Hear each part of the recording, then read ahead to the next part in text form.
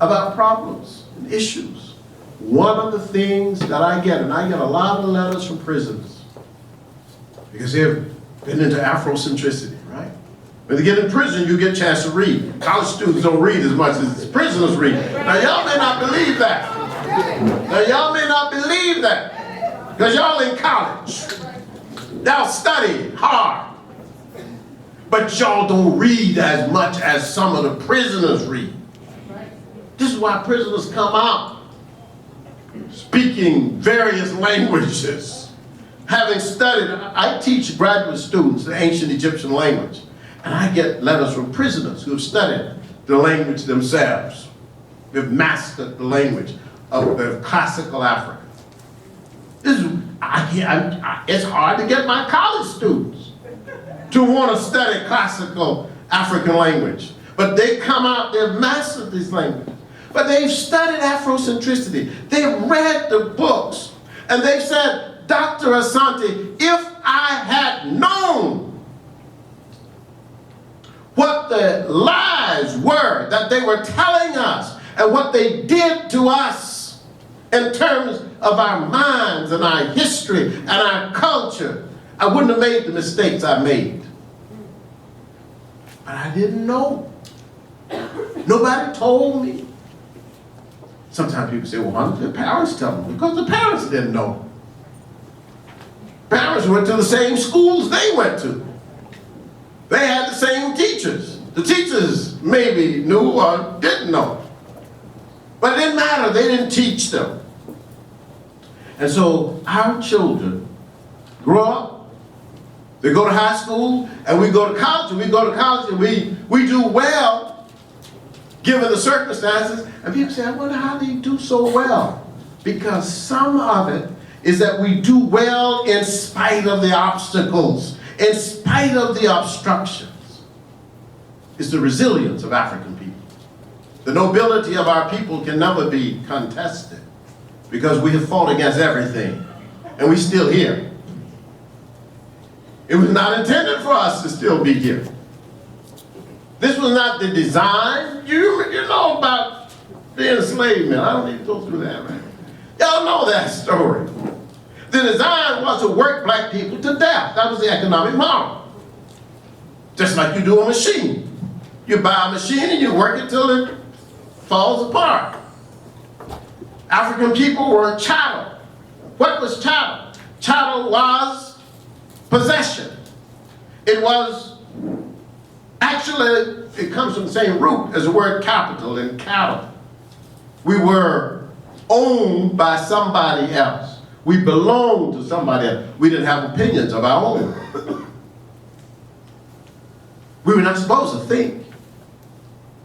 We were just supposed to work. And we worked from sunup to sundown for 246 years for free. And the idea was to work us to death.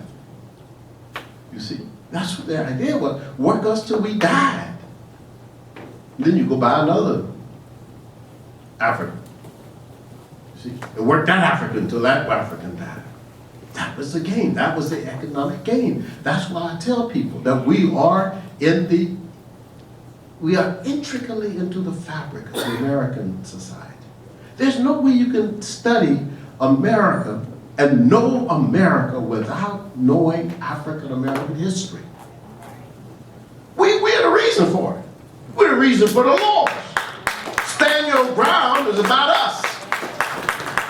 Any law you think, voting right, suppression of voting rights, by black people. If you look at the legal structure of the American society, it's about black people. If you look at education, it's about black people. When it started the Boston Latin School, it wasn't meant for us. It was meant for white boys. It wasn't even meant for white girls.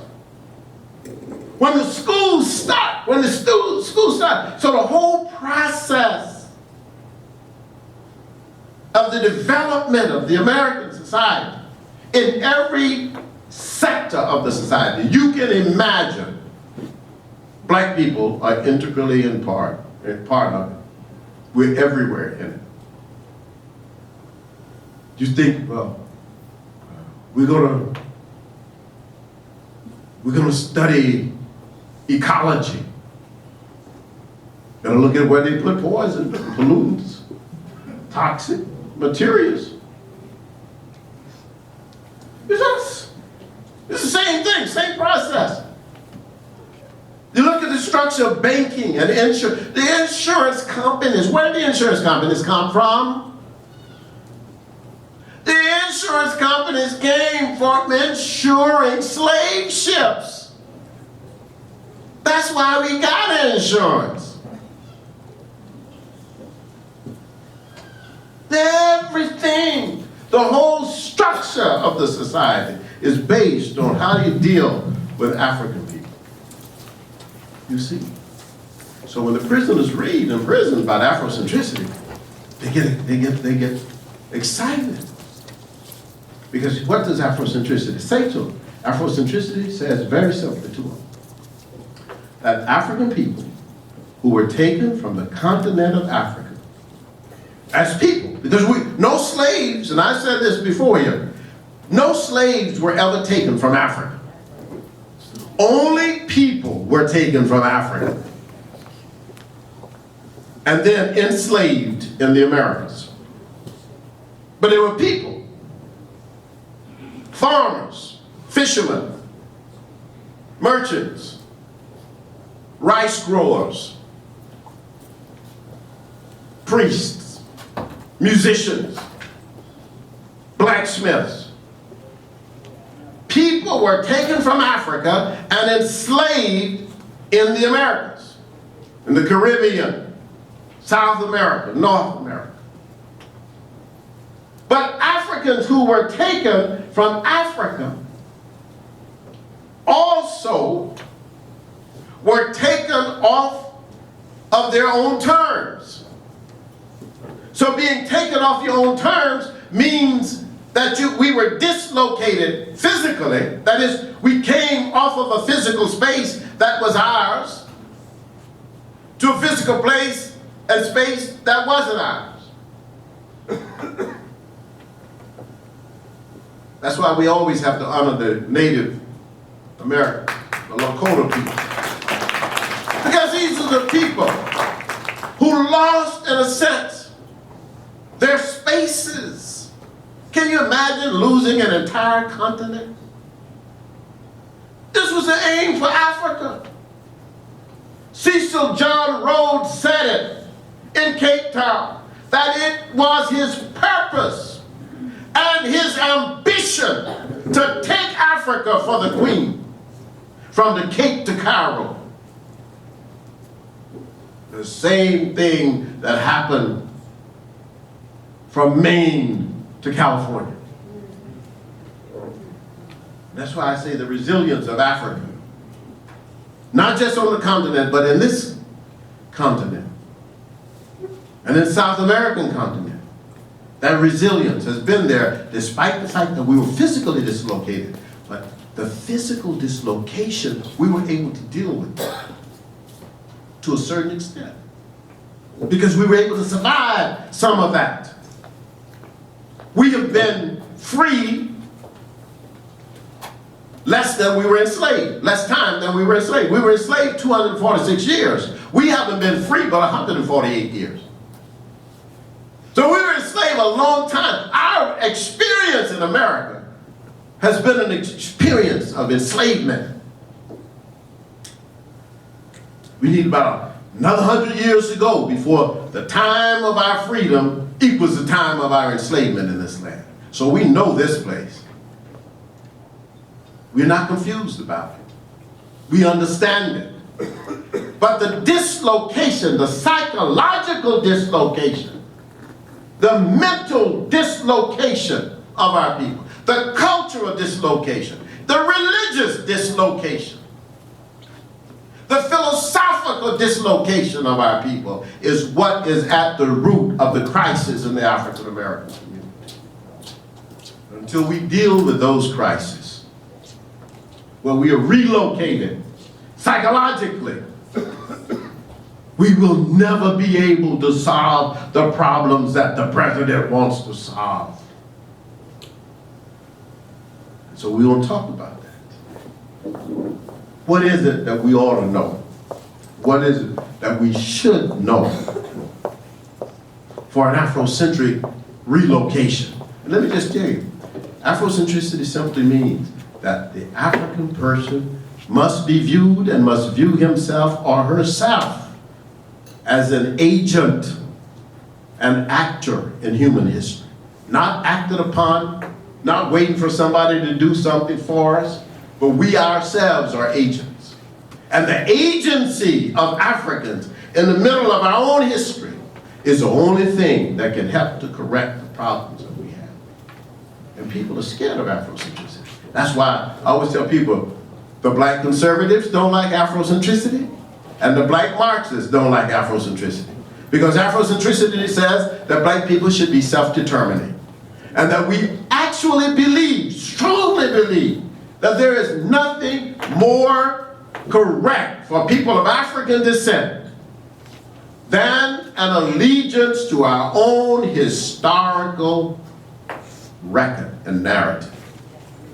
That our narrative is powerful. I mean, who is any greater than Harriet Tubman who's lived in this country? You tell me.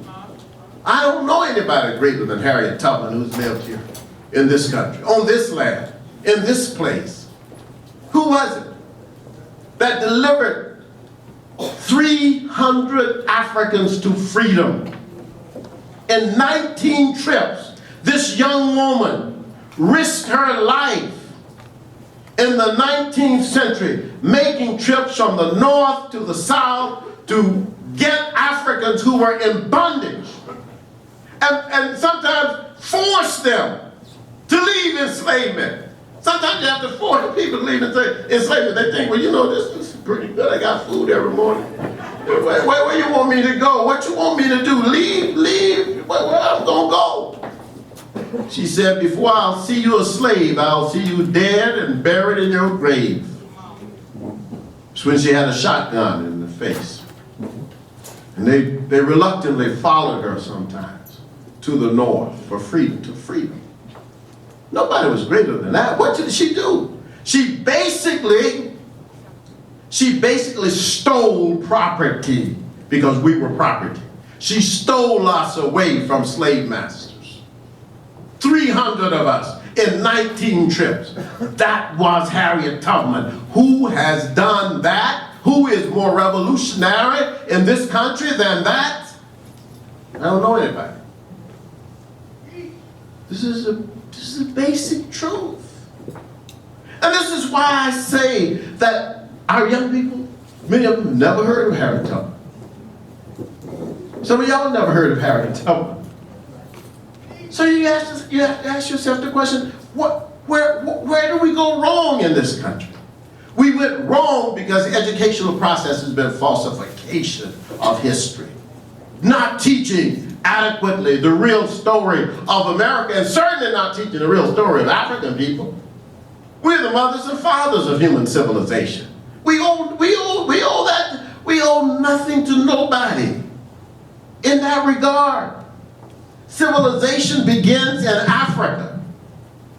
There is no other place where civilization began but Africa. The first people to write were Africans. The first people to say the name of God and name God were Africans. The first philosophers were Africans.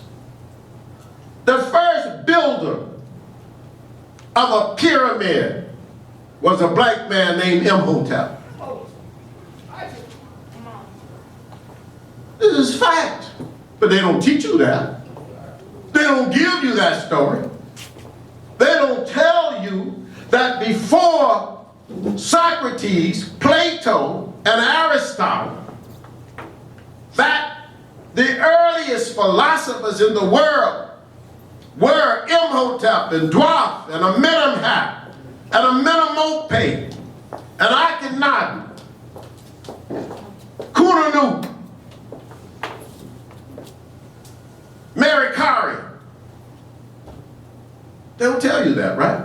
You never heard of those names. Who are those people? First philosophers. When did these these first philosophers lived. Let me just show you this. I'm going to digress a minute and show you this because you need to know this. Let me give a timeline for it. You know the pyramids. Everybody knows about pyramids in Egypt. And you know Egypt doesn't have as many pyramids as Sudan. But don't worry about it if you don't know it. But I'm just saying, I want you to just get some reference, right? But we know the Egyptian pyramids. They're the older pyramids. The Egyptian pyramid, 2500 BC, they are finished. They're not building pyramids anymore after 2500 years before Jesus Christ is born in Egypt. So when Jesus Christ is born, the pyramids in Africa are 2,500 years old.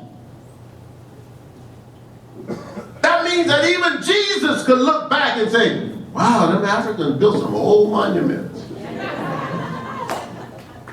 Down there in Africa somewhere. This is before Jesus. This is before Muhammad. This is 3,100 years before Muhammad. This is before Buddha. This is before Confucius. There is no Homer. When the Africans finished building the pyramid, not started, finished. 2,500 years BC. There's no Greece. Doesn't exist. There's no Rome. Doesn't exist. African only civilization, Nubia, Egypt, China, India. That's what you got. Those are civilizations we know in 2500 BC. No Greece. So if there is no Greece in 2500 BC, then there could be no Greek philosophers. So then why do we say that the Greek philosophers are the earliest philosophers? No. Falsification of history. And if we say that, that means that we have not studied the historical record, or if we have studied the historical record, we are deliberately lying about it. Because everyone who studies and knows full well that we don't hear anything of the Greeks until Homer. And Homer lives 800 years BC. That's 800 years before Christ is born. But 800 years before Christ is born is about 2,000 years after the first African philosopher. After Imhotep. He lived around 2800 BC. And we don't get Homer, the first Greek writer. He's not even a philosopher. Homer is not even a philosopher. He's just a poet. We don't get him until 800 BC. But look at this. The first Greek philosopher in the world is a man by the name of Thales. Thales of Miletus. And Thales lived 600 years before Christ. But where did he go to school? In Africa. Because he went to Africa to get education. And the second Greek philosopher who wanted to be educated went to Thales and asked Thales, Thales, please, this is according to the writer Plutarch, Thales, please tell me, how did you learn so much? And Thales says to Pythagoras, who was a young man of 19, you must do as I have done and go to Africa and learn philosophy from the priests. And that's precisely what he did. He spent 22 years in Egypt before he did the theorem. I tell you this because I'm saying to you that the structure of knowledge itself is what basically has dislocated African people But it has also confused the world. So African people, African children, I guarantee you, African children in this city, African children in Minneapolis, have almost no knowledge of their own history. They can tell you nothing. They can't even tell you who the Africans were who came here. Who were the Africans that were brought here to America? If you ask anybody on the street, ask a college student. Oh, you know, African Americans live in the United States. But how did they get here? Who were they? Where did they come from? They said, well, they came from Africa. But what nations in Africa did they come from?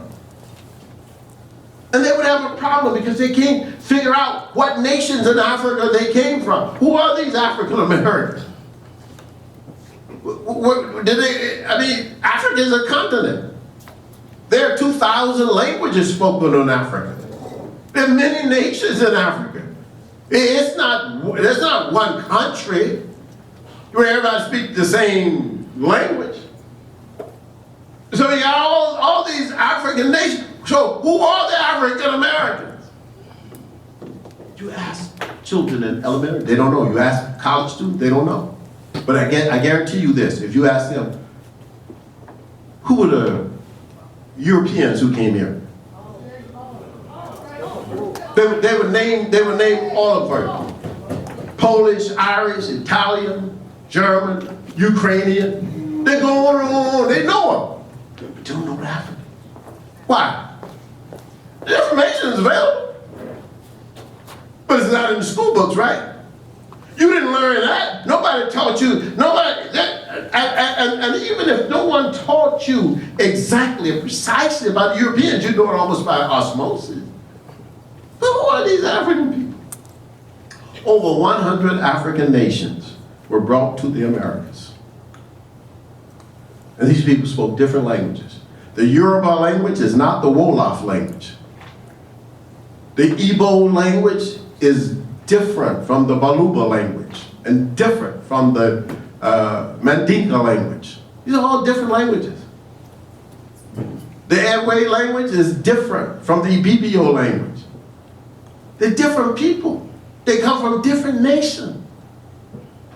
But African Americans don't even know who he is or she is. We don't have any idea because no one says that, wait a minute, this is the record. This is the historical record. This is what happened. This is how it happened in the American society. And so we're confused. And so this confusion leads to what I call dislocation. That's why when we teach at Temple University, where I teach, where I'm professor and chair of the Department of African American Studies, at Temple, we teach people Afrocentric theory, and we teach them Afrocentric methods. We say, you've got to learn, you got to teach people how to relocate themselves. Because relocation is important, it's extremely necessary. Because otherwise, I'm operating on somebody else's terms as if those terms are mine. And I act as if those terms somehow define me when they are not the terms that adequately define me. They are not the terms that speak to me in the same way that terms that are based on my own historical experiences can speak to me. You see? And that's why during the enslavement, when people were working, you had old people who would say to them, they give them wisdom. This is from wisdom. This is the whole idea because this is reverence for elders, reverence for ancestors. You know, in Africa, we didn't have these notions that came out of Europe like heroes. The notion of the heroic person. It's not an African concept. Africans believed in reverence for elders and reverence for ancestors. This was the base of our culture and our community. And the old people used to say, when you were working in the cotton field, like I used to work in the cotton fields in Georgia. I used to pick cotton when I was a little kid, 11, 12, 13 years of age. And my Uncle John Henry would look at me picking cotton and he would say, boy, you better learn how to work, or else work gonna work you. That was because the wisdom of the elders was that if you allow white people to work you to death, they will work you to death and keep on working their farm. But you don't want to die like that. You got to learn how to work. So we learn how to work. That's why we learn to sing when we work. That's why we learn rhythm when we work. That's why we learn how to work slow if we wanted to work slow. And work fast when we wanted to work fast. We had to learn how to work. That was cultural knowledge. And that was knowledge that had been handed down for hundreds of years by African people working in the South. This is how I didn't live during slavery now. This was after slavery. This was segregation period. During the segregation period, this is the knowledge that we had to learn. And even in the midst of all of that, with all those conditions, black people still succeeded and achieved to an enormous degree. The achievements of African people, if we were a nation unto ourselves, people would have to say, boy, that's a nation of geniuses. Whether it's in music, whether it's in sports, whether it's in science, whether it's in art, whatever you name. They're masters in African American culture, in everything. In all of it. So despite what we see on TV, despite what we read, despite what we know even in our own neighborhoods, despite all of that, the African, as Maya Angelou says, and still we rise. You know what I'm saying? That was elder wisdom. That's what taught us that to rise anyway. And sometimes we're disappointed. But we remember those stories. We remember how people say, you have to be twice as good as the white person. That's what the black people just tell us. Oh, black people in Georgia, Virginia, Alabama, you got to be twice as good as the white person. So what do? We were twice, 3 times as good as the white person. That was the spirit at that time. That's the way people were taught. And that's what we learned. That's why Du Bois was the most published writer in America's history, a black man, W.B. Du Bois. 2,000 books, articles, and pamphlets to his name. Now you name somebody else who wrote 2,000 books and pamphlets and articles. No, Du Bois. The greatest American writer. But do we celebrate Du Bois in America, in the university? Do we? I mean, look at this. Du Bois founded urban sociology. He created urban sociology. There was no urban sociology before W.B. Du Bois. And yet, in sociology departments, you can't even find them studying a book of Du Bois. That's right, Kete. In the universities. You explain that to me. And you can't explain. Only way you can explain that to me is falsification of knowledge. Falsification of history. The first quantitative study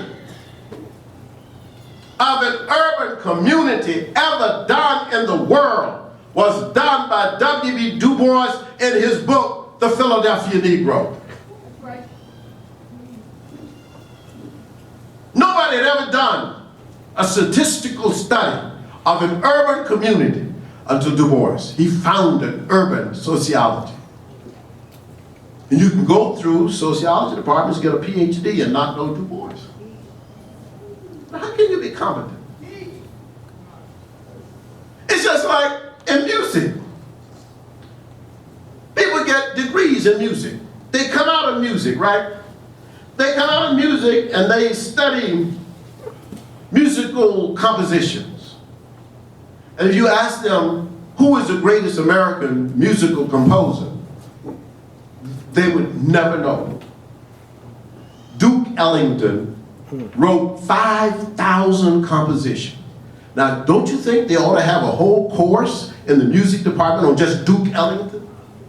You would think so. I would think so. If I were in the music department or school of music, I would say, well, we got to study Duke Ellington. This is the most prolific composer in America's history. 5,000 1,000 compositions of music. And if you ask music majors, they won't know its name. Falsification of history. So that's the problem. That's what happens to our young men and our young women in this society, because what the society has done essentially is to rob African Americans of their history and culture, and has robbed us of our relationship to other Africans in the world. This is why black people don't know about Haitians. We get upset about Haiti. People say, oh, look at that bitch, Haiti is real poor. And you don't know anything about Haiti. You just know what you read or saw on the TV. Why is Haiti poor? You don't even know the answer to that. I'm going to ask y'all, why is Haiti poor? What is the issue with Haiti? Why is Haiti like it is? Black people in Haiti can't get it together. And the reason that we don't know is, again, to keep us away from our own history. No greater military geniuses in the world ever existed than Toussaint Louverture and Dessalines.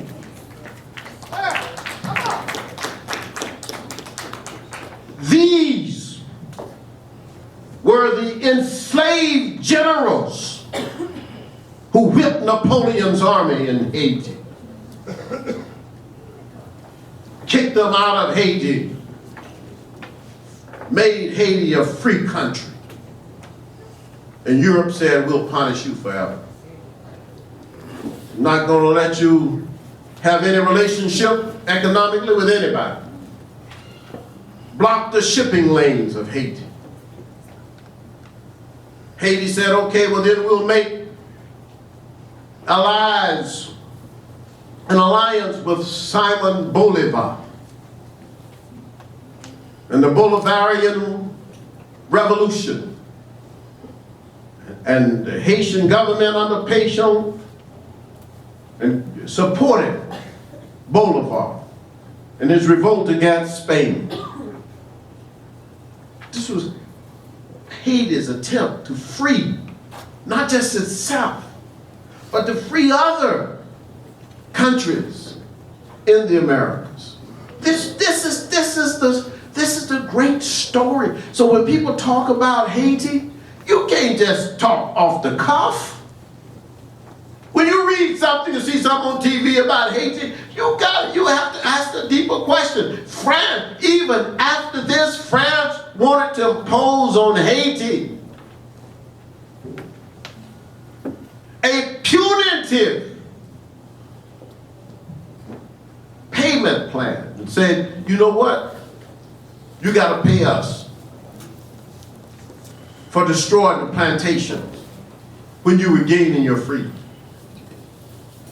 And many Haitians said no, some said yes, and you had this back and forth.